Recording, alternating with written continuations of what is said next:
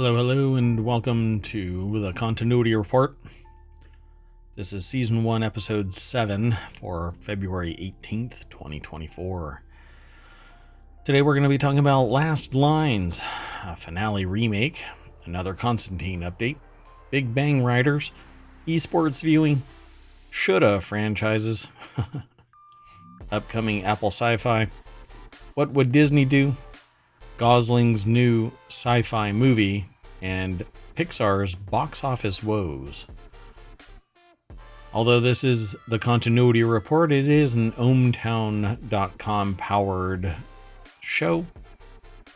So we'll see you on the other side of this transition.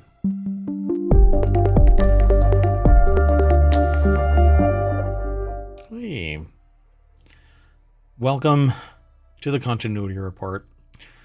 You can now download this separately from ohmTown, but it's all under the ohmTown umbrella.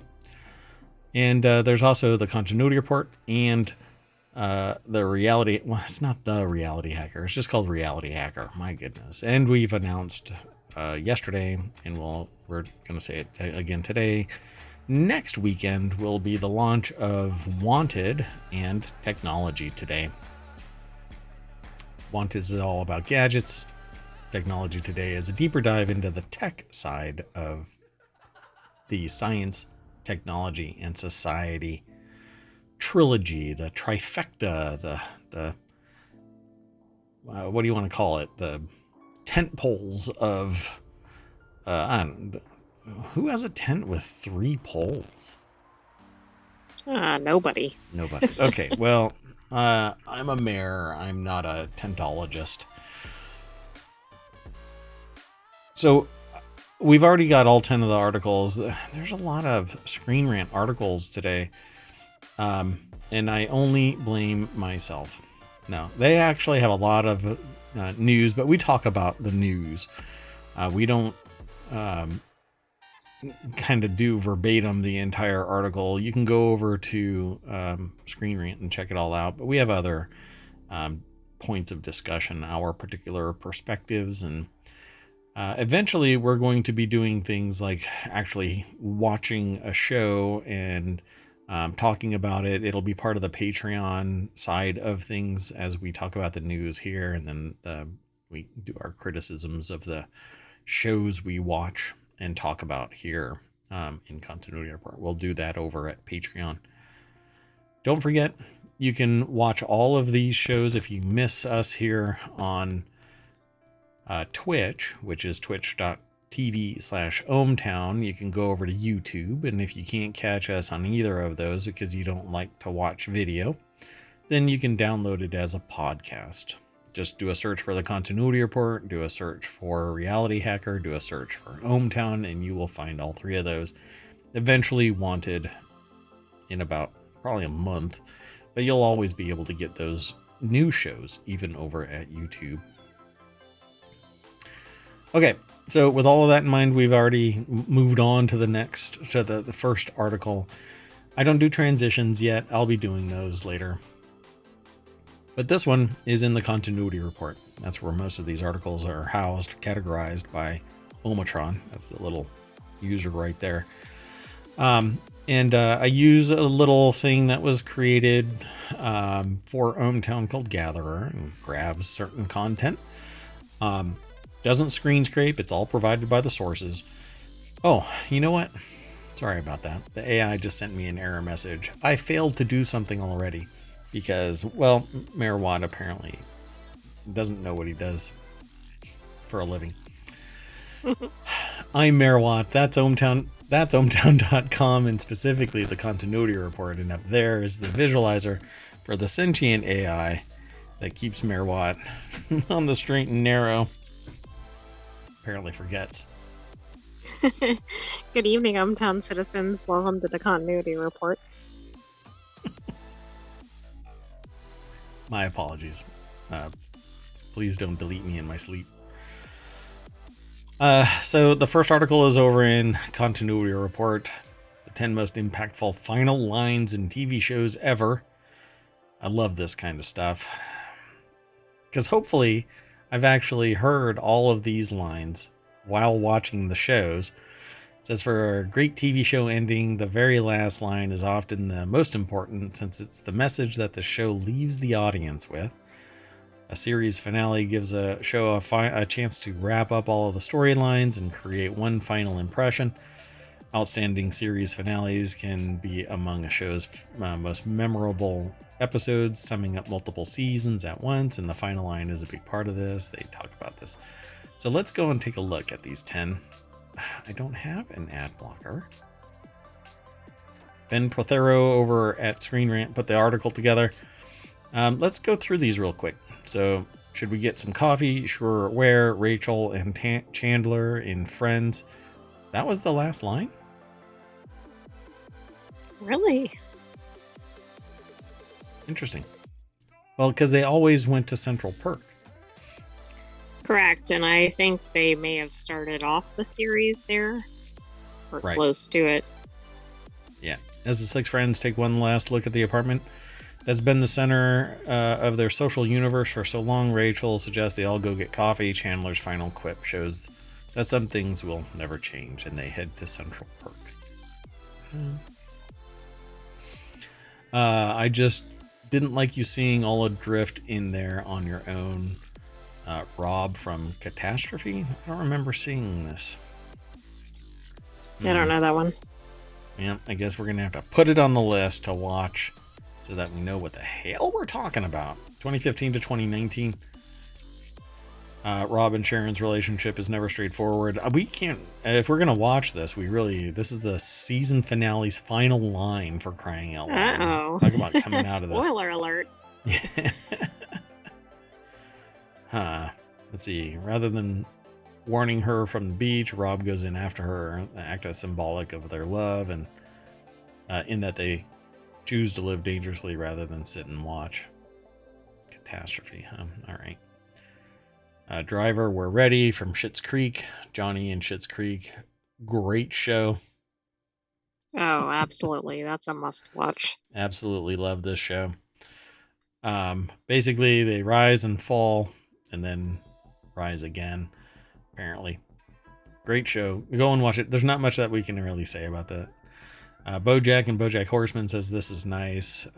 I couldn't get into this show. I didn't like the entire aesthetic, and the story was supposedly really great. But it seemed really, when the little things that I saw, it seemed really kind of depressing, and I wasn't really into it. So maybe later in my life, I'll go back and watch it, kind of like Arrested Development, where I couldn't watch it when it was new. I couldn't really connect, but after years, I went back and watched it all and died laughing. Gary in Veep says you'd hate the flowers, but I brought the Dubonnet. Okay. Gary dedicates his life to Selena and gets nothing but pain in return. Nathan in Nathan for You. Why do I feel like I'm disconnected? We do have this drone. I don't know most of these shows. It's weird. We do have this drone. It'd be cool to get a drone shot, maybe. Macy offers Nathan a chance to form a meaningful bond, which has nothing to do with his TV show, but Nathan ultimately reverts to the comfort of his artifice. He chooses a visually appealing ending over one that brings him joy. So instead of just being in the moment, I guess he wants a drone shot of it. It's kind of goofy. Carrie in Sex and the City says, if you can find someone to love that... Wait. If you can find someone to love the you that you love, well, that's just fabulous. Okay. That's an interesting phrase. All right. Sure. So Carrie also notes the most exciting, challenging, significant relationship of all is the one you have with yourself. Carrie and her friends may have their fairy tale endings, but their partners are just one part of that. I don't remember. I didn't watch Sex and the City. A lot of people think that the name of the show was Sex in the City, but it's actually Sex and the City. Right, that's one of the Mandela effects. Yeah, I've always thought that it was Sex in the City, but apparently it's Sex and the City. Blackadder, and Blackadder says, "Who would have noticed another madman around here? Good luck, everyone." Blackadder was a great show. I've watched it several times. I can't get enough of it, but I've always loved British humor. Blackadder moves the same few characters to a different historical setting each season. The fourth and final season is set in the trenches of the First World War. This is the one that stands out the most for me. Gradually, the sitcom builds towards a tragic ending, with the British troops preparing to climb into no man's land. Knowing that they're unlikely to survive, Baldric comes up with one final cunning plan, but there's no time to hear it. Blackadder jokes that it can't have been worse than his plan to have himself declared mentally unfit for duty, but his final words are an uncharacteristically earnest message to his friends. Who would have noticed another madman around here? Good luck, everyone. Yeah, it was a particularly brutal area where everybody was firing into this space between battle lines, and everyone pretty much met their demise. Pam in the office says there's a lot of beauty in ordinary things. Isn't that kind of the point? I don't know about that.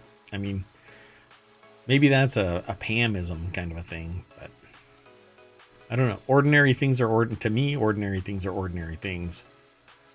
The extraordinary things pop out.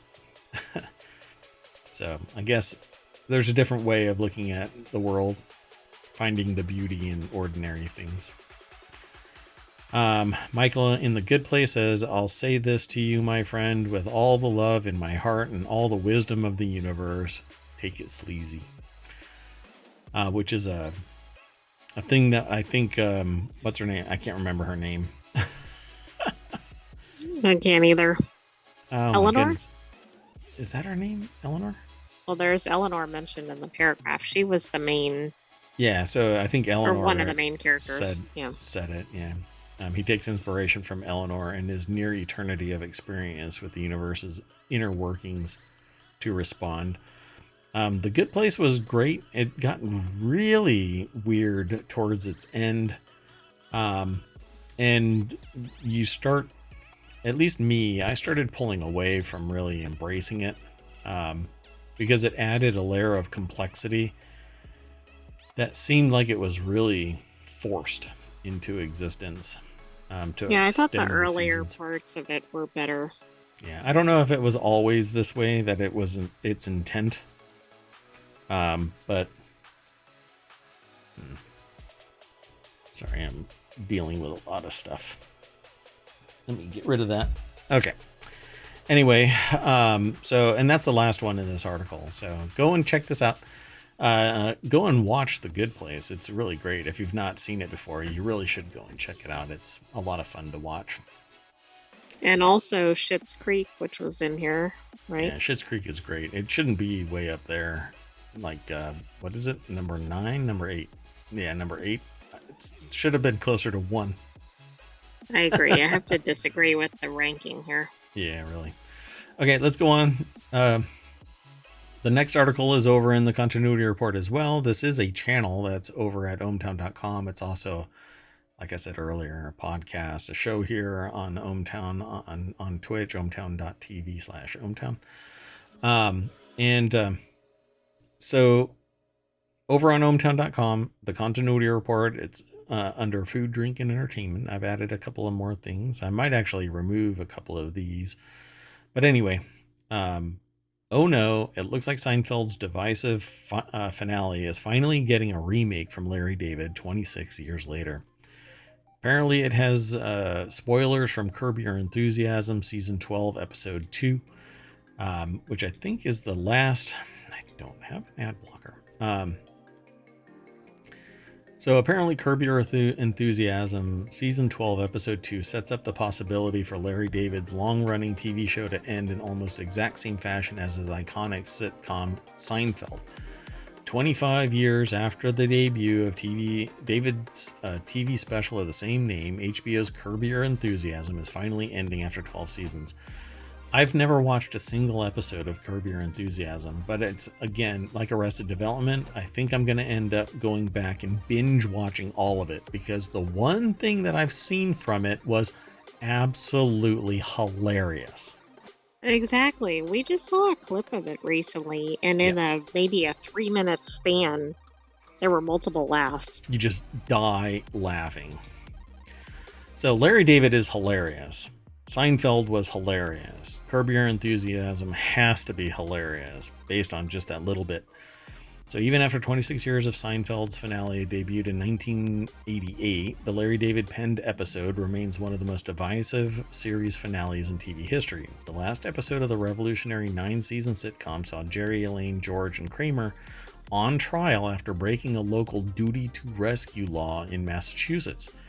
While on trial, numerous characters from throughout the series return as character witnesses, with each one recounting to the judge how Seinfeld's 4 main characters wronged them at some time or other. The series ended with the group in prison, and Curb Your Enthusiasm looks to be doing the same for Larry. And so they talk about how, and I think this is the little snippet that we saw where he was basically being ushered away. And so now I think I'm going to end up going back. So it says, if so, the finale is expected to see various figures from Larry's past returning to appear as witnesses, with Larry's many social disasters over the years building up to the point where the jury reads a guilty verdict. Additionally, this could be a perfect way to bring back Seinfeld's original cast alongside Larry if he's actually sent to prison in Curb's finale. Can you imagine he's in jail with everybody from Seinfeld? That would still, be really great. 26 years later. That would be hilarious. So yeah, I think I'm going to end up watching Curb Your Enthusiasm. That's it. Okay, so there's more over at this article. The link is over in, it's going to be in the show notes, but you can go over and check it out. So the next article is about Keanu Reeves' Constantine 2 that gets an update from a producer. Just received its first update in months from a producer. Philippe Rangel is the author. I've loved Constantine.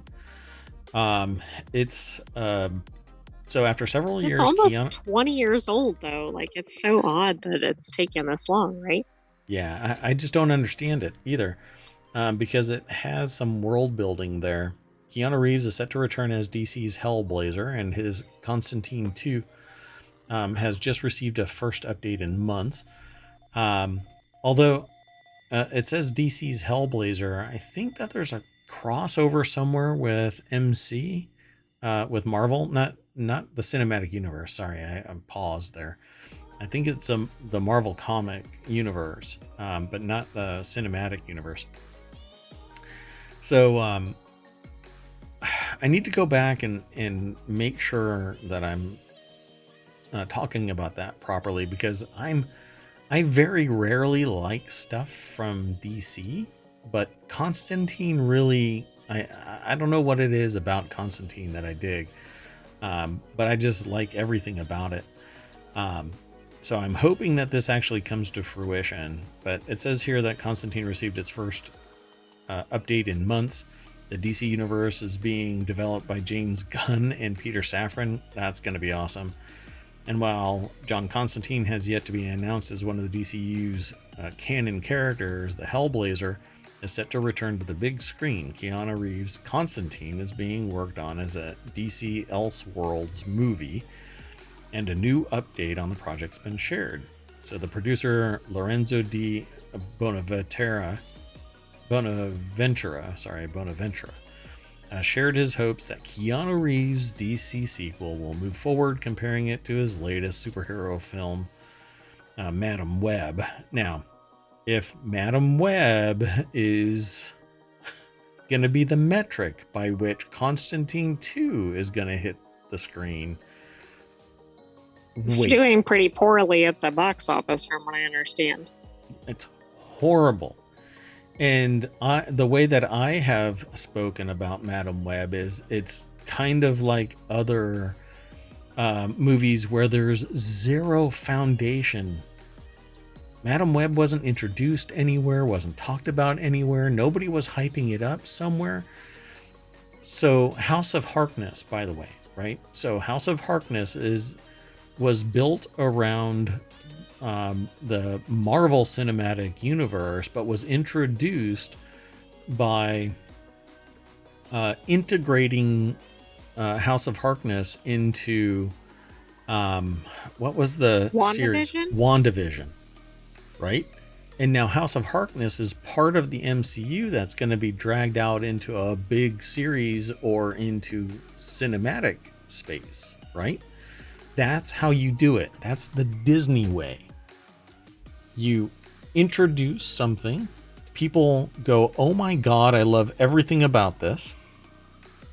And then you bring it to market. And they knew that this House of Harkness was going to be amazing. So hopefully they're actually going to bring it. But this, if they're looking at Madam Web, it's going to be a hot mess in a vacuum. But Constantine has a fanatical following. It's a cult following, which is kind of ironic for Constantine. So Bonaventura said that he hope it does because it's a great character. When asked about Constantine moving forward, his comparison between John Constantine and Madam Web boiled down to both characters being singular. Check out the full quote below. But hope that's not a significant comparison, is it? No. I mean, that's a lot of movies. Yeah, well, any character can be a singular character if you chose to use that particular adventure as a singular adventure. So I really don't buy into that, but don't use Madam Web. Apparently, again, the way I see it is, it is the Buzz Lightyear of superheroes. Nobody really cared about Buzz Lightyear without the rest of the toys, and there was no real world building there. They just kind of plopped that movie out there, and I think it was well received, but I think that it was just kind of a flop for many people. Yeah, and I think it would have been pretty much well received with the audience, right? Even if it was kind of lackluster. Yeah, to some degree. But, it just seemed like there wasn't a fanatical following for Buzz Lightyear. For John Constantine, though, I think that it's gonna be great. As long as it is empowered by the same people that made Madam Web. So Reeves first played DC's Hellblazer in 2005's Constantine, the actor, which I don't think that they ever say the name Hellblazer. They only say Constantine. The actor has since never stopped trying to get Constantine 2 made and the return of his DC character. A long wait. September 2022 announcement that Reeves' long-awaited Constantine was in the works shocked fans. Now the movie has received a slew of updates that point to the direction it is heading in. So hopefully it will actually make it to the big screen while I'm still alive. So I just love the whole... Keanu Reeves is John Constantine. And I certainly hope that they make it bigger and badder and better. Basically, like Dune scale, obviously not, but really right. I mean, big. that would be tough to accomplish. Yeah. I was trying to find if the original. Oh, it is. So it's the same rating. It made a thing about the rating in the articles that made me wonder if the original was also R-rated, but it is. Oh yeah. But honestly, I don't know why. Other than cussing and smoking, I don't know if I don't think there's anything really. I mean, it's kind of over the top. There's blood and guts and demons and possession and stuff like that. So, okay, let's keep on going. The next article's over in Continuity Report as well. The Big Bang Theory: Why the Writers Never Showed Mrs. Wolowitz. One of the longest running gags in The Big Bang Theory was that the writers never showed Howard's mom, Mrs. Wolowitz, or Carol and Susie. And while it's a fun recurring joke, the reason behind it is surprisingly deep. Mrs. Wolowitz was a stereotypical overbearing mom who didn't want her son to advance in his life for fear of losing him. Throughout the show's entirety, Howard chose to live with his mother or in the same house as her because of her bond, regardless of how annoyed he was by her suffocating ways. Lynn Gibbs. I saw the one episode where you see a glimpse of Mrs. Wolowitz, even though I wasn't looking for it. Yeah, but what was it? How was she seen? I don't remember it. She was seen going by the A doorway of the doorway, kitchen. Like you see like a little bit of her dress. just a flash, shunk, and that was it. I remember that now. Yeah, as soon as you started talking, I was like, you just saw a glimpse. So Mrs. Wolowitz was a beloved character on The Big Bang Theory as Howard's mom, but the writers never intended on showing her face to audiences. I guess that was the way that it really was from the beginning. As much of a presence as she was in his life, however, Mrs. Wolowitz was never seen, at least not in total. And that was towards the end of the season, I think. It was. Eventually, what happened in the real world was she passed away, and they chose to honor her very respectfully, I would say. And then she, I don't know, they pivoted so that she actually passed away in the show. And it was sad. It was really a bummer. That's kind of, I'm saying bummer, but that's just my nature. More than a bummer. Yeah. I mean, again, it was the show. So Mrs. Wolowitz was hidden as a shout out to other sitcoms. Keeping Mrs. Wolowitz off the screen was inspired by a character from Rhoda. That I didn't know. Big Bang Theory writers did a great job of describing Mrs. Wolowitz without showing her. Her firm, loud New York accent also helped.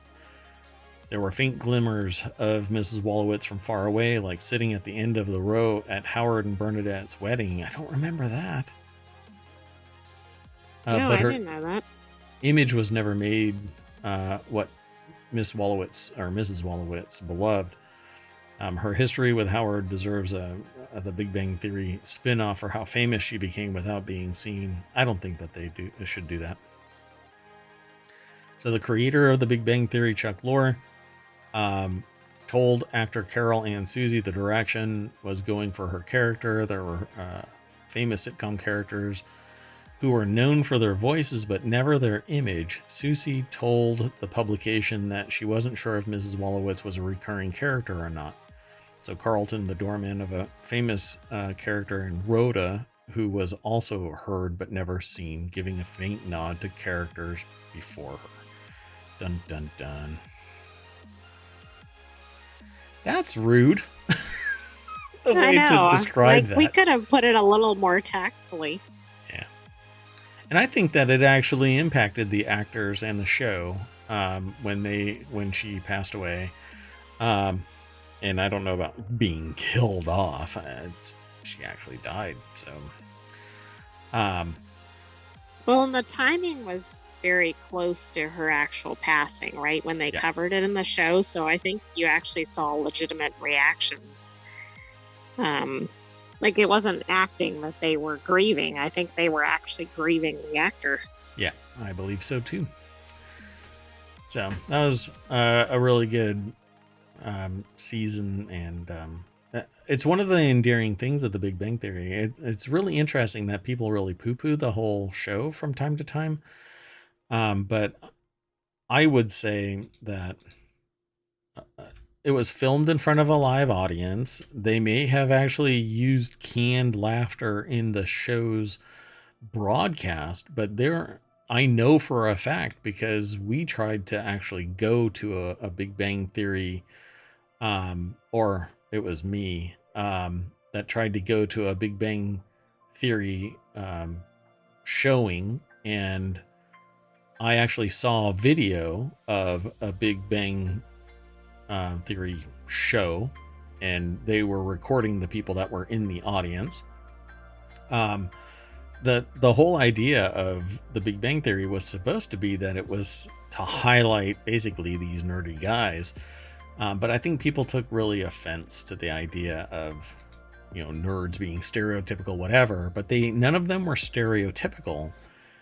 They were basically these types of. It was this personality and that personality, and everybody has run across various personalities similar or dead on accurate to this. It just happened to be entertaining, and again, people were laughing in the audience. This is legit. It was a Well, funny I thought show. it was a good mix, right? It was funny. It had heart. It Hmm. just was a good mix all around. Like you laughed, you cried. And I still think that it was a later change to spin off young Sheldon, and that the dedication to Sheldon, moving it away from the original storyline. I thought that it was later, but the AI says up and down, that it was an early decision to switch. And I gotta admit, it seems, looking back now, that it was an early switch when they started focusing away from one person's relationship and then moving it over to Sheldon's relationship with everybody else. Okay, I'm gonna keep on going though. Let's keep hustling through this news. This next article is over in the continuity report as well. Esports viewing rose 9% last year as live streaming tune-in dipped. Study says. Apparently, this is over at Variety. A new study reveals that esports viewership jumped 9% in 2023 compared to the previous year, but live streaming's weekly average viewership dipped during that same period. I don't understand how that works. According to the yearly live streaming reports from FaZe Clan owner GameSquare's streaming analytics platform Stream Hatchet, 2.5 billion hours of esports events were watched last year. I always tell people that my sporting event is watching people on Twitch play games. I don't really watch esports in particular because I find them kind of repetitive, and I'm not really that passionate about Call of Duty or League of Legends. It's for me, it's too Or is it repetitive. specific games? Or just a specific type of games? For esports, yeah, you're not going to get survival base building esports. Right, I guess that makes sense. Because it takes hundreds of hours to basically have a life. Whereas Call of Duty is like round after round after round. You might be able to get away with Helldivers too, being competitive, I suppose. That's about as survival as you can get. I'm more into survival base building kind of games. And I don't think you can really do competitive World of Warcraft. Anyway, MOBA games like where it's faster action, more competitive, and shorter battles, Fortnite and whatnot. That whatnot would be a great name for a game. Anyway, Jennifer Moss over at Variety.com put the article together. It says, according to yearly live streaming trends report from FaZe, 2.5 billion hours of esports events were watched last year. The bump in esports viewership marks a 92% increase since 2019. So 92% doesn't really mean much as a percentage if you don't know what that actual baseline esports viewership is. But they say the first and second quarters of the year were the greatest of the respective quarters ever for esports viewership, with quarter two coming in as the second highest quarter of all time at 678 million hours watched. Not bad, I suppose. The weekly average for live streaming fell 3.3% last year. That is a bounce back from the 13.8% drop the weekly average went to between 2021 and 2022. And the 2023 weekly average bests 2020's by 4 million hours. So I guess people are watching video after the fact, not live. I see. Okay. Yeah. So there's more I over guess at that this makes article. sense because of time differences and schedule differences. Yeah, and people people are being forced to go back to work. So I suspect that might play a role in it, but I don't know. They don't really talk about that aspect of it over at the Variety article. It's an exclusive. You'll be able to go over and read the rest of it over there. The next article is over in Continuity Report, 10 canceled movie franchises that the authors over at Screen Rant wish had happened. Some franchises that failed to launch were incredibly promising, and if the studios pushed through and made a sequel, they could have built an extraordinary film universe. Franchises appear to be taking over Hollywood as every studio rushes to build their own multi-billion-dollar movie IP to rack up sales and keep pumping out new stories. So what are these 10? Ben Gibbons over at Screen Rant put the article together. Oh, not Pikachu. Detective Pikachu. So Aragon, 2006, popular fantasy book series about dragons. I've heard that it's very popular. Despite the movie earning just shy of $250 million against a $100 million budget, the film was bombarded with negative reviews about the world-building, storytelling, and performances. The visuals were praised with spectacular CGI dragons on show, but it wasn't enough to convince Fox to pursue the series as intended. I'm sure this is a series that was difficult to convert into film. And these were very jam-packed books. Right. For one thing.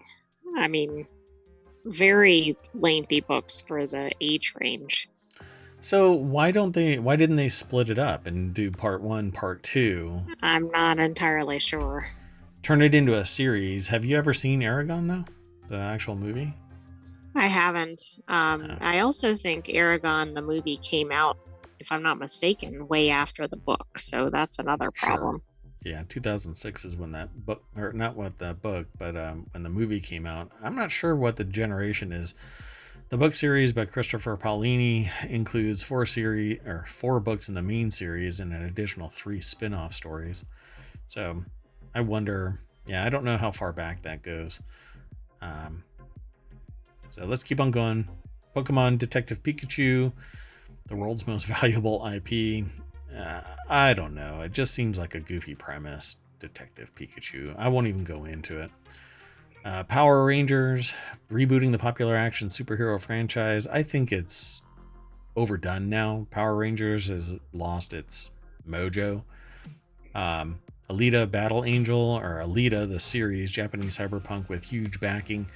I loved Alita Battle Angel and the world building therein, highlighting technology and society, and it was just spectacular. Here's the problem with it. People really hated the CGI around Alita with these big old eyes, uncanny valley-esque appearance. People didn't really connect with it, except that they don't realize that those eyes were that size because it was a battle bot. It was a cyborg designed to kick everybody's ass. And we operate where we look as humans. And here's how I describe this to people. We don't have the ability to multitask. Make sure that there's nobody to the left or right of you when you do this, so don't be a dumbass. Drive down the road and look left or right and watch, feel, and understand your car is going to drift in the direction that you look.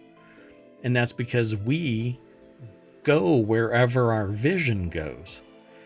We can try and resist it, but then we overcompensate and end up in a ditch on the other side of the road. So when we don't look at something, everything else blurs out. That's how they now generate stuff in VR. It's called foveated rendering.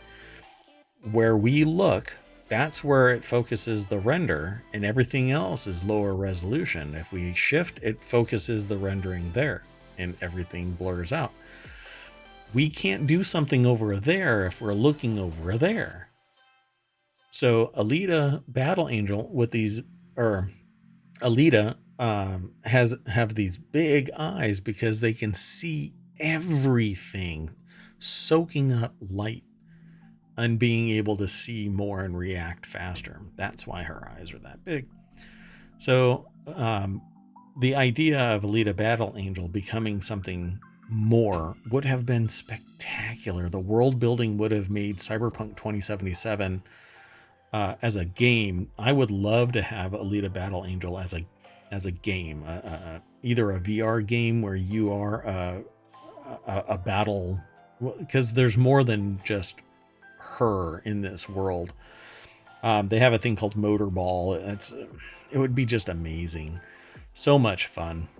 So, and they use the word titular. I mean, that's a given, right? So yeah, I think it's great. I actually own that, so I liked it so much that I bought the movie. But it's a Japanese manga series by Yukito Kushiro, known as Gundam, but not Gundam. That's a different thing. The film was directed by Robert Rodriguez, with producers James Cameron and John Landau backing the project. I think that it would have been great to do another Battle Angel. I think that there is one that's in the works, but I'm not sure if it's actually going to happen. But they say the film was criticized for its screenplay, while many of the other elements were praised. The film managed to earn decently at the box office, pulling in over $400 million via the numbers. We might have to add them as a source. The Mummy, the Dark Universe is what it says. But I don't know, the 2017 The Mummy reboot starring Tom Cruise. I don't even remember it. Oh yeah, I do. Yeah, I do. I'm a dummy. I think that one kind of wet the bed, if I remember right. The universe was intended to include huge stars like Johnny Depp, Angelina Jolie, Javier Bardem, Russell Crowe in various projects, but Universal scrapped plans in 2019 and announced a return to creating standalone monster movies instead. Yeah, I don't know. I'll have to watch this one again to see. It seems like The Mummy was kind of this iteration of it kind of wet the bed. Jumper. This is a weird one. Basically, Is this the time travel one? No, that's Looper. Oh. Jumper basically has this. They have this ability to jump large distances. It says the series had a star-studded cast and impressive concept that was set to explore other worlds, times, and other characters developing the power to jump. And eventually you have the ability to jump through like a portal kind of a situation, but I don't remember anything beyond that. The story was being inspired by books by Stephen Gould. I'm not sure beyond this one movie called Jumper about the world building, but it seemed more like a teen film, like a relationship Like film. teen angst kind of thing. I mean, that was the mojo that I got. I thought it was kind of weak, but maybe if I watch it again, I'll be able to talk about this at another time with a little bit more oomph. Hold on, let me throw this into the chat because I keep failing to do that until halfway through the article. So the Mortal Instrument, City of Bones. This is another one of those teen angsty kind of thing. It's a book series, consists of 6 books, and the first novel was adapted in 2013, intended to launch a franchise like The Hunger Games, but the series was canceled due to a poor performance at the box office. YA fiction adaptations being incredibly popular. I don't remember it having much of a story because I think I actually watched this and was like, eh. I watched an episode or two of the TV series, not the movie. Well, and I think this was the time frame while like everything YA was all the hot, rage. right? I mean, so regardless of whether it had a good story or not, it's like if we have YA, we're making it. Yeah, Mortal Engines has to be in the top 3. So Golden Compass, I loved the world building in Golden Compass. I'm not sure why it never really grew, but I know that his Dark Materials is actually a thing now. Oh look, Mortal Engines right there, number 2. Sorry, I scrolled too far and I shouldn't have. That way, there. Oh no, wait, I gotta hide it. There we go. So the first film covered the events of Book 1, Northern Lights, but it also faced criticism and backlash due to the novel's anti-religious themes. It should not have relented. The idea of the Golden Compass, I thought was spectacular. The movie, and then it became a TV show.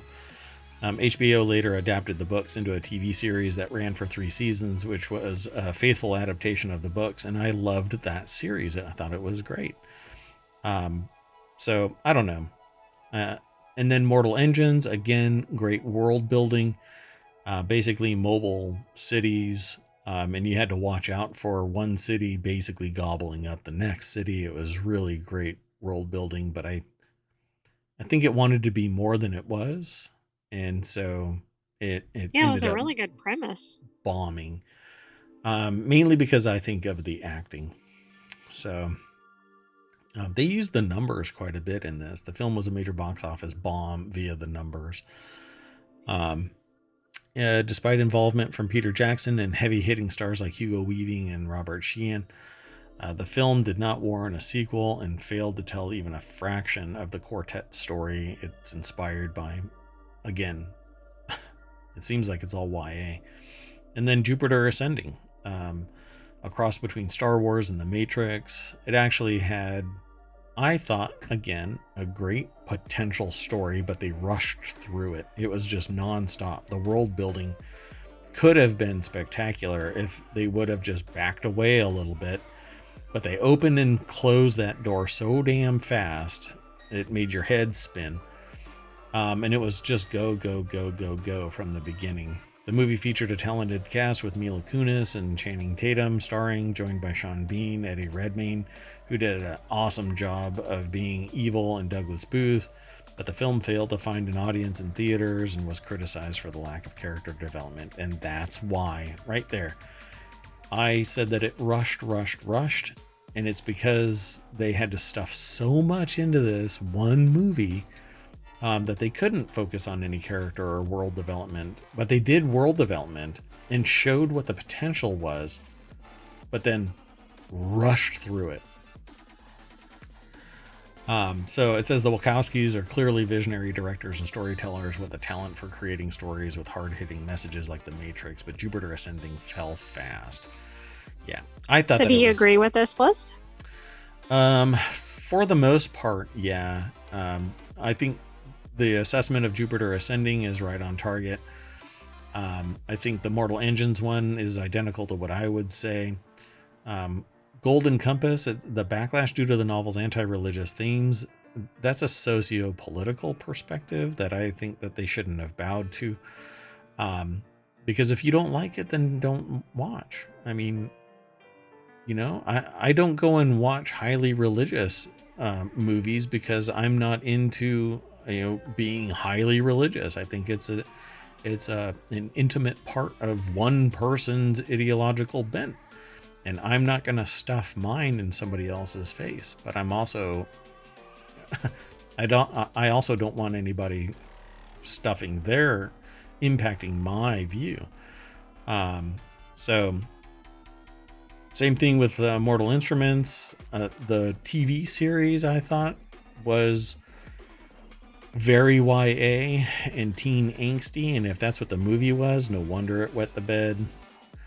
Jumper, I think, was limited in scope in the movie. I didn't actually know that it was penned from a series of books, but I didn't really find much in it. But it was a good, quick movie. To me, I thought it was shallow, just like they did. Yeah, I agree with most of this. I really wish Battle Angel would exist. I think there is another one on the way, though. So, did you want to say anything, or did you want to move on to the next one? Well, I wasn't familiar with all these movies, but the ones that I did know, I thought this was a good assessment of these. Yeah, I'm gonna have to watch Aragon just because I don't think I've seen it. So, okay, the next article is over in Continuity Report. One upcoming Apple Sci Fi show is allowing a Marvel writer to finish what they started 3 years ago. Let me throw that into the chat there. The MCU has many writers doing its long run, or during its long run, and one of the contributors has worked on an upcoming Apple TV Plus sci-fi show that shares very similar themes. Certain stories are fairly self-contained, especially some of the MCU TV shows like Moon Knight or Hawkeye. However, almost every MCU movie contains subtle references to certain plot lines and tropes that aren't resolved until years later, As such, one of the writers involved with one of the most infamous speculative narratives in the MCU is getting a chance to further the idea in an Apple project. Really curious about this. Daniel Bibby over at Screen Rant put the article together. Let's see. Further an idea that appeared in 2021 and excited fans. Okay. So one of the writers involved in the popular speculative plotline in this Marvel Cinematic Universe is now working on an Apple TV show. Known for their work on WandaVision, Megan McDonnell has written 2 episodes of Apple's Dark Matter, which looks to be a faithful or original story by Blake Crouch. Dark Matter approaches the multiverse trope differently than WandaVision, and McDonnell's involvement in both projects allows her to explore the concept more thoroughly in the new Apple adaptation. I wonder if MCU would get bent out of shape if something spectacular comes of it. Well, I know. I'm like, is it in coordination with them? I don't know. As such, one of the writers involved in the most infamous speculative narratives in the MCU is getting a chance to further the idea. Countless other unsung heroes help rework the Marvel comics for big and small screen. So, let's see. 2 episodes of Blake Crouch's Dark Matter have been written by Megan McDonnell, who also wrote for WandaVision. The Apple show follows Joel Egerton's Jason Dessen as he's thrust into a multiversal adventure, and the first look at Dark Matter reveals the adaptation is set to be faithful to the book. I almost don't want to read more. I know. I'm like, there might be some spoilers in here. So let's see. Ultimately, Peter's deception is a coy move by the show's writers to tease the concept of making a multiverse connection between the MCU and Fox's X-Men movies. The fact that the twist never paid off is where it differs greatly from Dark Matter, and whose story couldn't exist without multiversal travel. Yeah, this is going to be interesting. I'm going to tease y'all with that because I'm going to tease myself with this. I'm going to have to just walk away. Anything that's multiversal really piques my interest because I come from the original multiversal kind of mindset of Sliders and other time travel, woo-woo, going through a gateway kind of sci-fi shows. I absolutely love that idea. When I was young, I built a storybook world that is actually now part of Ohmtown called Aerith, wherein gates opened up and you could walk through them, and there were portals to other dimensions that actually were planets, and it's a future Earth that was transformed and became Aerith, and nobody knows that it's Earth. But these little gates, I started writing this as part of a role-playing game, world-building exercise, and then I had a friend walk up to me and go, "Hey, that is this game over here." And I basically stopped writing for this storybook world, and I started becoming more like mechanical in nature. I started working with software and stuff like that to build an omniverse where it was all connected to Aerith. And still slowly writing stuff, but I love the science fiction of these little portals because it opens up opportunity to tell countless stories, just like Sliders and Quantum Leap. I think that it's just a blast. So I'm going to have to end up... Dark Matter's coming out on May 8th. Gotcha. Thank you. So there you go. Everybody, we're going to end up watching that and talking about it in the continuity report. With that in mind, let's go on to the next article. This next article is over in the continuity report. Disney is copying its $11 billion success from 5 years ago, but it won't work as well this time, according to the Screen Rant article. After years of low performance at the box office, Disney seems to be trying to recapture its 2019 success with its 2026 lineup. That's Shocking. That's like a far way out.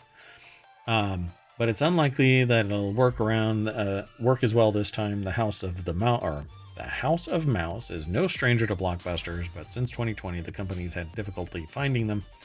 2023 has been especially rough, with several projects failing to impress at the box office.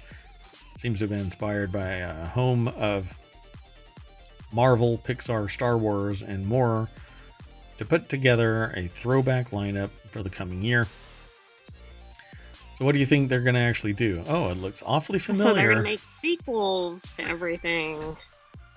But some of these already have quite a few. Like Toy Story, I think, would be like number 6 or 5. Oh, the musical. Disney's lineup for 2026 looks awfully familiar, indicating that the House of Mouse is hoping to duplicate its success from 2019, but will it work? Angel Shaw over at Screen Rant put the article together. Honestly, if this is what they're intending to do, no, it's just not going to work. Yeah. So they're saying 2026 is still a couple of years away. They're talking about Pixar, Disney's animated studio, Marvel, The Hunchback of Notre Dame, Hercules, the Aristocats. Oh, live action remakes. That can be interesting. Oh man, it's going to be like Cats all over again. However, Disney has provided some definitive movies and release dates for the year. Avengers, The Kang Dynasty, May 1st, 2026. The Mandalorian and Grogu, May 22nd, 2026. You okay? Yeah, I mean, that sounds good with The Mandalorian and probably Avengers. Toy Story 5. Frozen 3. Star Wars The New Jedi Order? Oh boy.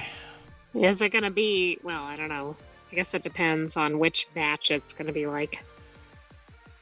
This might hurt. So, yeah. Then considering the success of the Mandalorian series on Disney Plus, which got very expensive this year for many people. Yeah.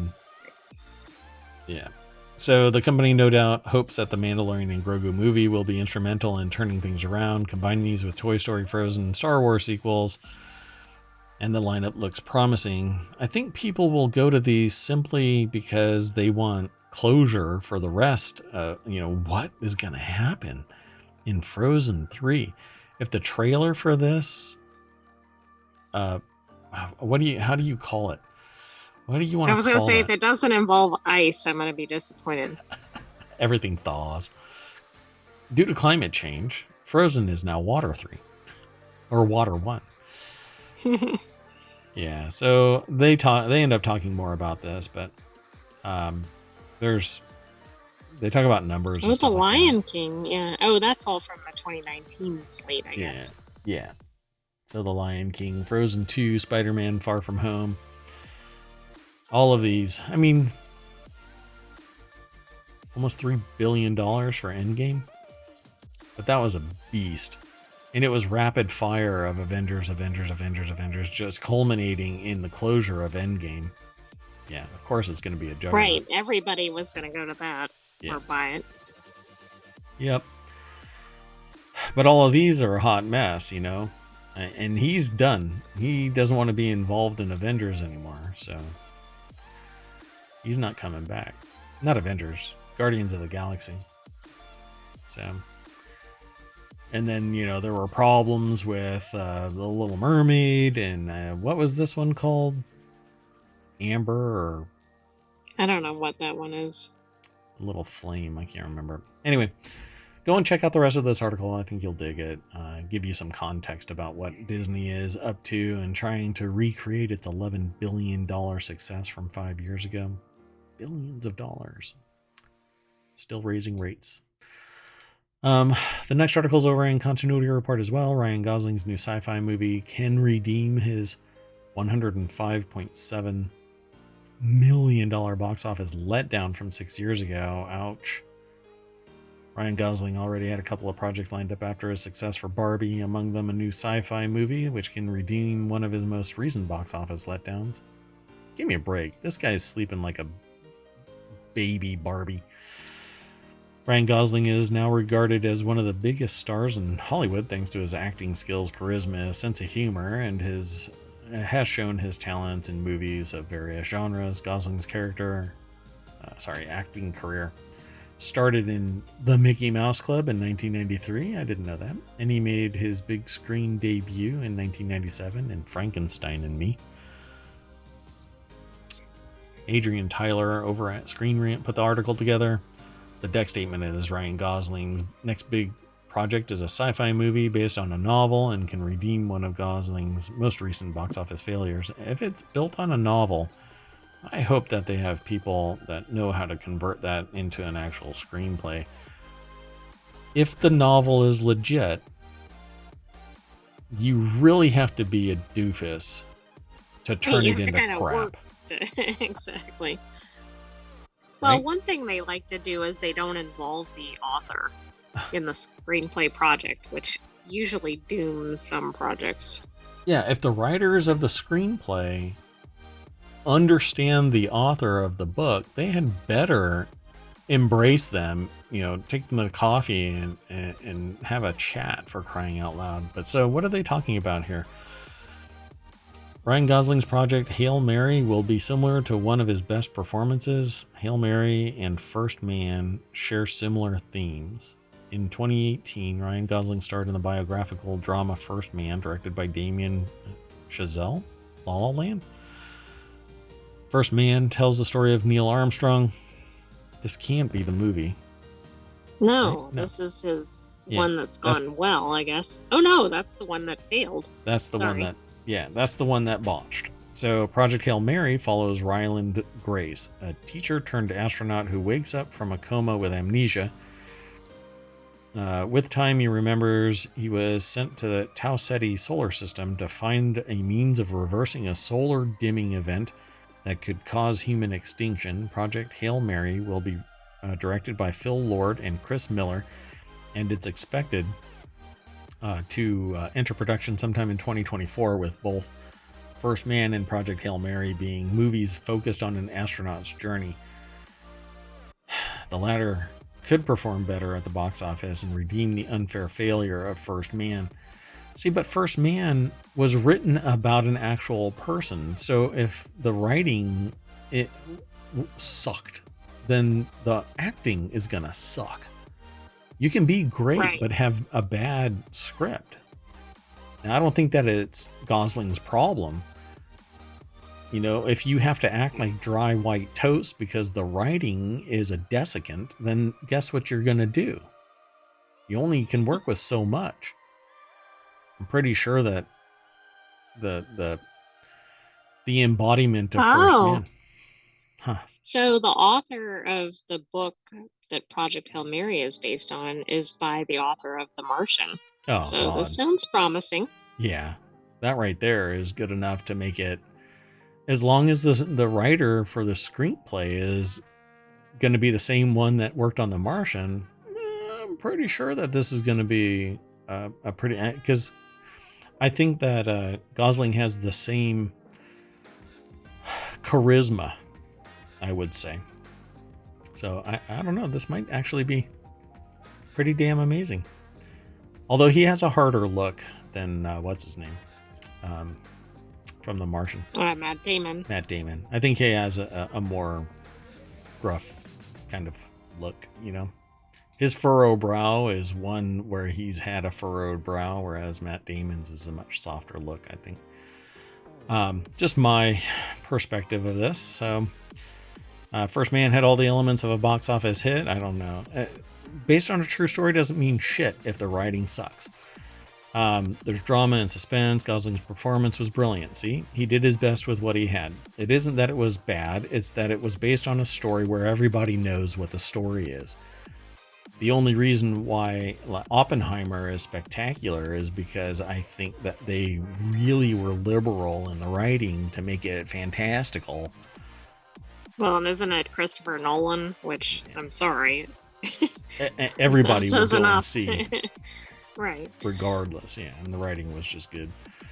So because of this, the filmmakers were accused of lack of patriotism, and this might have influenced the audience's interest in the movie. But I never even heard anything about First Man.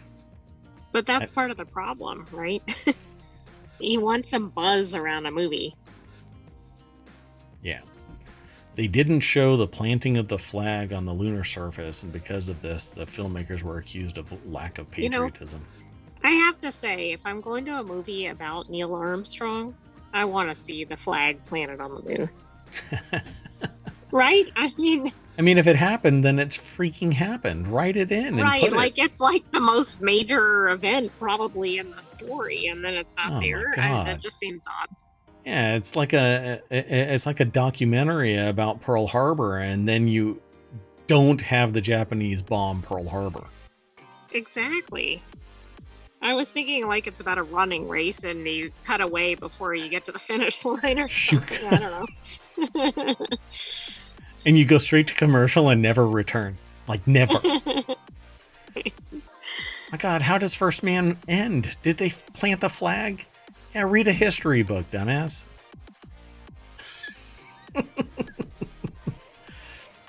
Anyway, yeah, honestly, they should have had Dumas. Oh, I'm sorry, it is pronounced Dumas.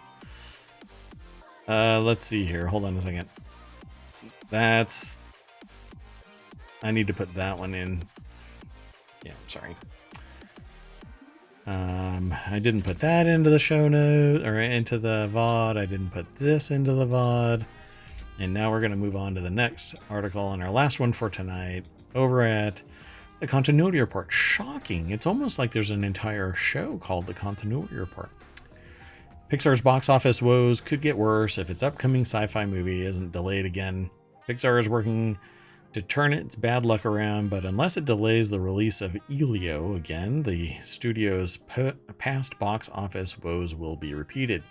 The upcoming sci-fi movie was essentially meant to be released in March 2024, but the SAG-AFTRA and WGA strikes pushed it back over a year. Okay, it's clear the Disney studio is trying to get this film its best possible shot at success, especially after films like Elemental flopped. That's what the one Flame won. That was Elemental. And yeah, it was done in a vacuum, and I don't think that there was enough marketing and like development hype for it to actually come online as a success. And I don't really know about the charisma of the voice acting and the animation. However, the current release window for Elio could be a significant problem. So if they're kind of dogfooding this and they're going through that crunch time and they're just rushing, then it's going to be a mistake. Angel Shaw over at Screen Rant put the article together. The deck statement says, Pixar delayed the release of one of the most promising upcoming projects, but if the sci-fi release date isn't changed again, it's likely to fail. I don't know how they know this. Why is it likely to fail? Pixar's Elio faces challenges. Well, maybe because their last few movies have pretty much been flops. Yeah, it's basically saying what I say.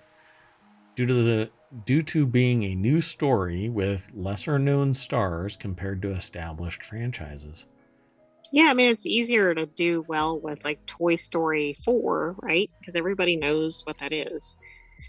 Yeah, but see, even the people who starred in these when they came out of a vacuum, they were juggernauts in acting. The voices were just so charismatic that you had to buy into all of these early animated movies where there wasn't IP leading into it, right? That's true, because a lot of these that we're talking about that have been so successful, they came out of a vacuum to begin with. Yeah. But they had big hitting voice actors and stars that are voice actors where the voice and the star are one, and you could sit there and listen to that and go, I know exactly who this is. They're charismatic, they're passionate, I totally buy into their entire body of work. That's not what happens with this, apparently. And honestly, I don't think that it's kind of like that Lightyear thing and others where you're like, what? Like, who was the actual person? Who was the voice actor for Elemental? I don't know. But it flopped, right? So it says, however, the current release window for Elio could be a significant problem. Elio is a sci-fi adventure of a young boy named Elio who's mistaken by a group of aliens to be Earth's leader and beamed up to represent his planet.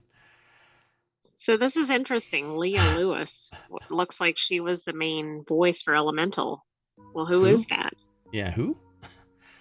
And now here's one that I think is gonna this is gonna be interesting. It's the sort of charming story that would be expected from Pixar, and with Adrian Molina, Coco, Lightyear, Luca serving as both writer and director, the project is in great hands. Is it though?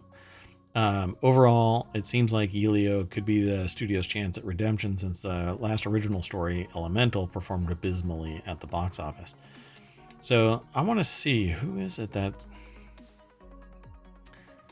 Yeah, they talk about the SAG-AFTRA thing. There is a How to Train Your Dragon live action, by the way, coming in 2025. That's a shocking one. I mean, How to Train Your Dragon live action just seems like a real stretch. The one is a live action, so go ahead. I can tell you, it looks like Jonas Asuncion is going to be the main. Kibrib, sorry, I couldn't see the whole name, is going to be the main voice, but there are people like Jamila Jamil, America Ferrera, Brad Garrett. Okay. Yeah, I don't know the name, but I recognize him from something else. Right. Let's hope that Elio will do better. But pitting the film against an established franchise like How to Train Your Dragon is essentially setting the sci-fi up to fail. I don't know. It's a completely different media. It's a live action How to Train Your Dragon. This is appealing to the more adult client, because the ones that were kids watching How to Train Your Dragon are now in their 20s. True, but it already has the known characters. Right. I mean, it's the same problem that is happening for some of these new Pixar movies.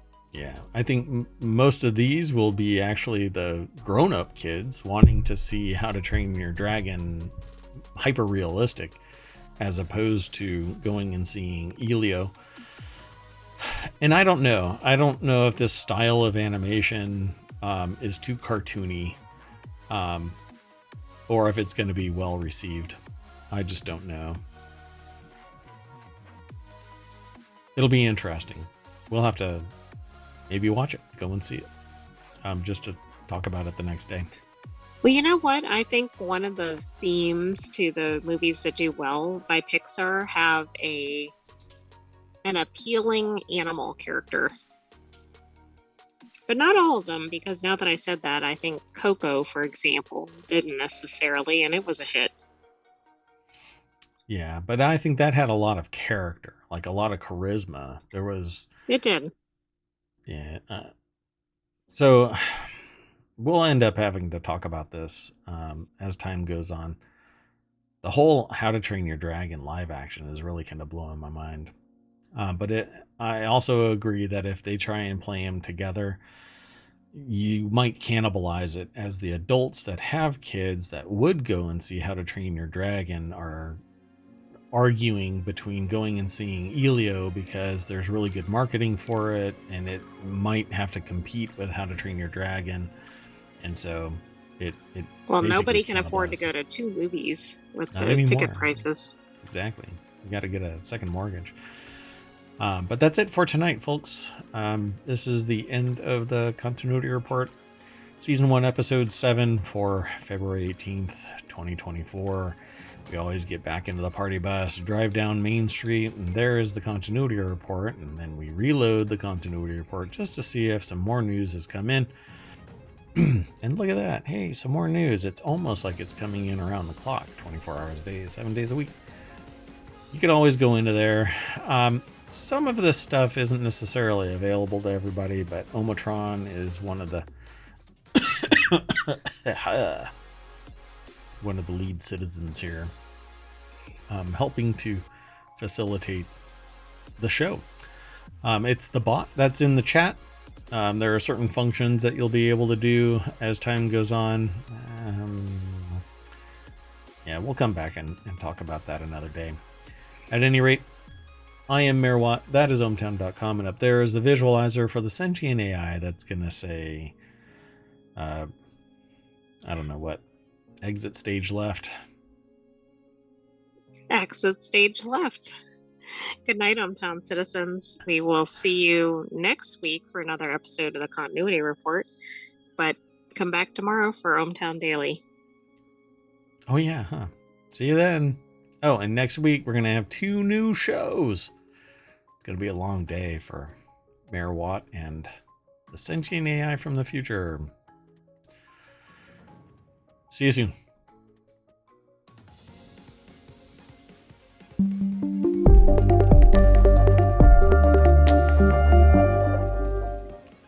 Don't leave any popcorn on the floor, please. The ushers are really having a hard time with all the butter in the carpet. Thanks. Bye-bye.